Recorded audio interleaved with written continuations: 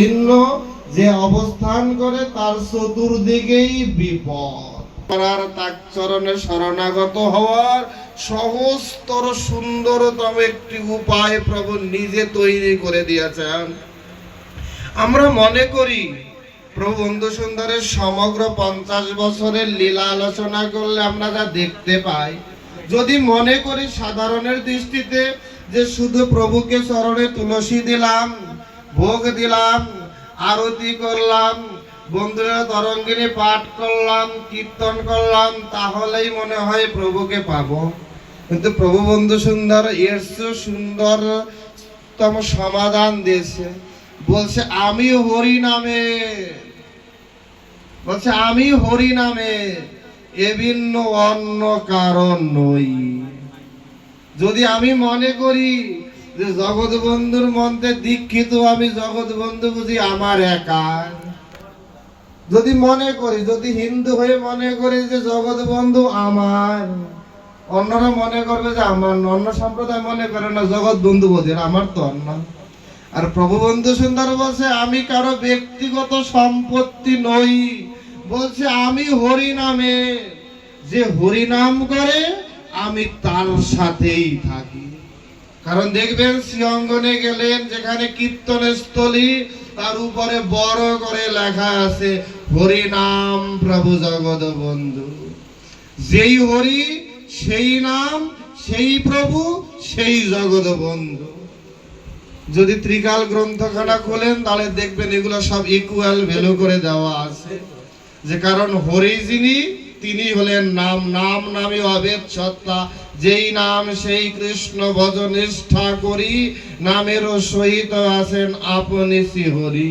তিনি প্রভু, তিনি একমাত্র প্রভু, আর বাকি কেউ প্রভু হতে পারেন না। আমরা তো সবাইকে জনে জনে ধরে প্রভু বলি, আবার একটু করে মনোমালিন্য হলে আবার শুরু হয়ে যায় উল্টা পাল্টা কথাবার্তা হয়ে যায় না, তখন আর প্রভু টভু থাকে না। আর বলছে প্রভু তো তিনি শুধু, যিনি গীতা যদি পড়েন তাহলে দেখবেন গীতায় বলছে গতি ভর্তা প্রভু সাক্ষী। যিনি আমার গতি, যিনি আমার ভর্তা, ভরণ পোষণ করার সামর্থ্য রাখেন, বলছে গতিবর্তা প্রভু সাক্ষী। যিনি সাক্ষী, আমার সমস্ত কিছুর সাক্ষী যিনি, তিনি হবেন প্রভু, বাকি কেউ প্রভু হতে পারেন না। সমস্ত জীব সত্তাই নয়, প্রতিটি অণু পরমাণুর মধ্যে ভগবান বিরাজমান। আপনি দৃষ্টান্ত দিবেন যে আপনার মধ্যে তো ভগবান আছে তাই আপনাকে প্রভু বলি। এখন গাছের মধ্যেও তো আছে না, একটা স্তম্ভের মধ্যে আছে না, নরসিংহর অবতারে আমরা দেখতে পাই স্তম্ভের মধ্য থেকে ভগবান আবির্ভূত হয়েছে না। তাকে কি আমি প্রভু বলে জড়িয়ে ধরি? আমি কি বিড়াল কুকুরকে প্রণাম করি প্রভু বলে? তো তা তো করি না। শুধু মানুষের বেলায় প্রভু বলে কেন? ও আপনার টাকা আছে তাই প্রভু বলি, আর ওনার টাকা নাই তাই আর প্রভু বলি না। না, উনি ভালো মন্দ খাওয়ায় না তাই আর প্রভু না। এজন্য গীতার সিদ্ধান্ত গতি বর্তা প্রভু সাক্ষী, তাকেই শুধু প্রভু বলা যাবে। এই জন্য প্রভু জগৎ বন্ধু, তিনি হলেন আমাদের সকলের বন্ধু। এই জন্য প্রভু বলছে এবার মানুষ তো মানুষ, কীট পতঙ্গ ইট পাটকেল অনুপরামান্য পর্যন্ত আমার রস আস্বাদন করাইব, তবেই আমার নাম জগৎ বন্ধু। জয় জগৎ বন্ধু বল, জয় জগৎ বন্ধু বল। আমরা মানুষকে হুমকি দেয় না যে এটা করে দেখাবো তবে আমার নাম এটা। জগৎ বন্ধু হুমকি দিলেন আমাদের জীব সত্তাকে যে আমিও সবাইকে হরিনাম আস্বাদন করাইবই, সে যেভাবেই হোক। দেখুন কত সুন্দর অপ্রাকৃত লীলা, কত সুন্দর মহা উদ্ধারণ বার্তা। আমরা বিভিন্ন পথে চলার পথে কত উস্তা খাই না, উস্তা খাওয়া বুঝেন বাবা নাকি বুঝেন না? উস্তা খাইতে গেলে বলে না উ আ, একটু কেটে গেলে কেউ চিমটি গেলে উয়া করে না। প্রভু বন্ধু সুন্দর দ্বাদশ নামের মধ্যে দেখবেন সেখানে আছে উ আ ইয়া, কারণ ওর মধ্যে হরিনাম। আপনি যে উ করলেন তার মধ্য দিয়েও হরিনামের কৃপা করে ছাড়বে, কারণ এবার কেউ তো বাকি রবে না রে। কারণ কি কত সুন্দর সিদ্ধান্ত দিয়েছেন শাস্ত্র থেকে, বলছে হরি নামে, হরি নামে। যদি আমরা প্রাণ ভরে হরি নাম করি, ওই গোলকের হরি নেমে আসেন। ভাগবত সিদ্ধান্ত দিয়েছেন।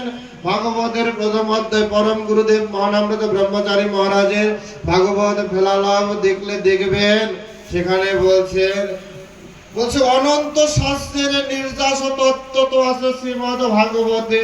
সমস্ত শাস্ত্র বলছে জীব তুমি ভগবানকে ডাকো, আর ভাগবত মধুর তম বার্তা দিয়েছে, বলছে ভগবান ভক্তকে ডাকছে।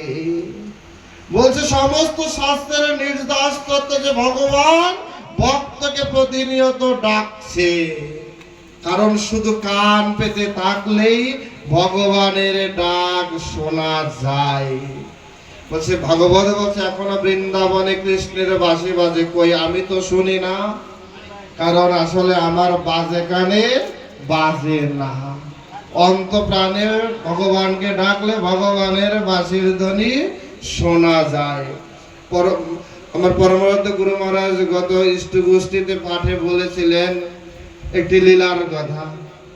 সেখানে দেখবো, যদি একটু মন দিয়ে শুনলেন তাহলে বুঝবেন, কান দিয়ে শুনলে এগুলো বোঝার মতো না। যদি কেউ মনে করে কান দিয়ে শুনবে তাহলে এগুলো আর হৃদয়ে গাতে না, মন দিয়ে শুনলে গাঁথবে। যে একটি শ্রীরা প্রভুর ছবিতে বাতাস করায় প্রভুর দামে প্রভুর সেবা নিতে সুবিধা হয়, তাহলে তিনি চিত্রপটে থেকেও সেবা নেয়। কিন্তু চাই কি? চাই অন্তরের প্রেম ভক্তি আর ভালোবাসা। তাই যদি না দেখে, দেখুন কত সুন্দর করে পদকর্তা লিখছেন, গাও গাও পুন গৌরাঙ্গের কোন সরল করে আমার। বলছে গাও গাও পুন, প্রতিনিয়ত গাও, বারবার গাও। কিসে গাও? বলছে গৌরাঙ্গের গুণ গাও। কেন গৌরাঙ্গের গুণ গাবো কেন? কত সুন্দর করে আচার্যপাদগণ টিকায় বলছে, তৈলমর্দন বুঝেন তো? নেতা নেত্রীর যত বেশি তেল দেওয়া যায় তত বেশি সে আনন্দ হয়, তত চেয়ে বেশি খুশি হয়। খুশি হয় না? বলছে গাও গাও পুনঃ, বেশি বেশি গাও। কার? গৌরাঙ্গের গুণ গাও। গাইলে কি হবে? সে খুশি হয়ে তোমায় তাড়াতাড়ি ভব নদী পার করবে। পরের কথাটা আর কেউ পড়তে চায় না। পরে বলছে সরল করিয়া মন। খালি গাইলেই হবে না, কারণ কোন সময় যে তোমার কপটতা ধরা পড়ে যাবে তুমি নিজেও টের পাবে না। তাই কপট ভাবে ভগবানের ভজন না করে বলছে সরল করিয়া মন, মনটাকে সরল করে ডাকো, দেখবে অল্পেতেই ভগবানের কাছে পৌঁছে যেতে পারবে। এই কথাগুলো প্রভু বন্ধু সুন্দর কত নিষ্ঠার সহিত জীব জগৎকে শিক্ষা দিয়েছেন। ভগবান পেতে অনেক বেশি কিছু করতে হয় না, কারণ প্রভু বন্ধু সুন্দরের অপ্রাকৃত লীলায় আমরা দেখতে পাই, যেটি গৌর সুন্দরের লীলার মধ্যে অনুপস্থিত। কারণ গৌরাঙ্গ সুন্দর পতিত উদ্ধার করতে এসেও তিনি সবকিছু করতে পারেননি। তারও একটি সীমাবদ্ধতা ছিল, কারণ তিনি ব্রাহ্মণবাদের বাইরে যেতে পারেনি। তিনি যেখানেই লীলা করেছেন, অবস্থান করেছেন, সেখানেই তার সাথে অল টাইম ব্রাহ্মণ ছিল। ব্রাহ্মণের হাতের রান্না ব্যতীত কারো হাতের রান্না সেবা নিতে পারেনি। আর প্রভু জগৎ বন্ধু সুন্দর সেই 7,500 বুনবাগদির হাতের সেবা নিয়েছে, পতিতার হাতের সেবা নিয়েছেন। বলছে কোনো জাত পাত কারো কিছু মানেননি, কারণ প্রভু বলছে সমাজের বাঁধ ভেঙে দিব, সমাজের বাঁধ ভেঙে দিব।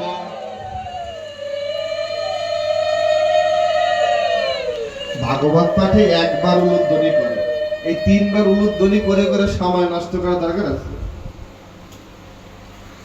ভেঙে দিব, কারণ জাতি হবে দুটি, একটি মহাজাতি আর একটি অপজাতি।